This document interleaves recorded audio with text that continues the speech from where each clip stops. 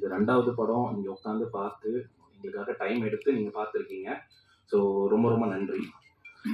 இதில் ஒரு விஷயம் நாங்கள் என்ன சொல்லணும் அப்படின்னு நினைக்கிறோன்னா, நாங்கள் ஒரு எக்ஸ்ட்ராடினரி படம் எடுத்தோம் அப்படின்லாம் நாங்கள் சொல்ல வரல. ஒரு நல்ல இன்டென்ஷனில் ஒரு டீசெண்டான ஒரு படம் எடுத்திருக்கோம்.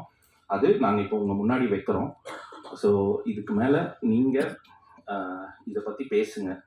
ஸோ பேசுங்கன்னு சொல்லும்போது உங்களுக்கு என்ன ஜெனுவனாக தோணுதோ அதை பேசுங்க.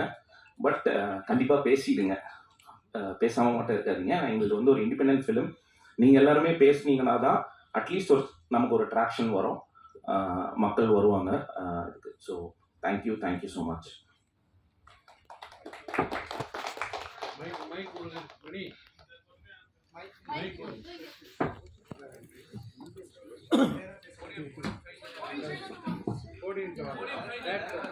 அஞ்சனா ராஜ்கோபாலன் அந்த மாயக்கூத்துங்கிற மிக அருமையான படத்துடைய இசையமைப்பாளர். என்னுடைய தமிழ் சினிமா டெபியூ இது. ரொம்ப அழகாக எழுதப்பட்ட ஒரு படம் அப்படின்னு தான் நான் கருதுகிறேன். ஏன்னா எனக்கு முதல்ல இதை எடுத்துகிட்டு வரப்போ இவங்க ஃபுல்லாக ஷூட் பண்ணி எடிட் பண்ணி தான் கொண்டு வந்தாங்க. அண்ட் வெறும் பேக்ரவுண்ட் ஸ்கோர்ஸ் வேணும் அப்படின்ட்டு தான் வந்தாங்க.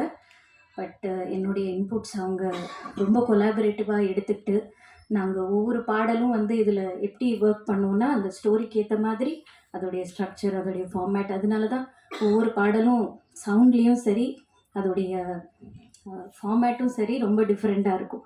பொதுவாக நீங்கள் கேட்குற தமிழ் சினிமா பாடல்கள் மாதிரி இல்லாமல் ஒரு புது சவுண்ட், ஒரு புது எஸ்தெட்டிக், ஒரு நல்ல ஃபீலிங்கோடு போகணும் அப்படிங்கிறது தான் எங்களுடைய இன்டென்ஷனாக இருந்தது. So thank you so much for coming. Please எங்களுடைய படத்தை பற்றி பேசுங்க.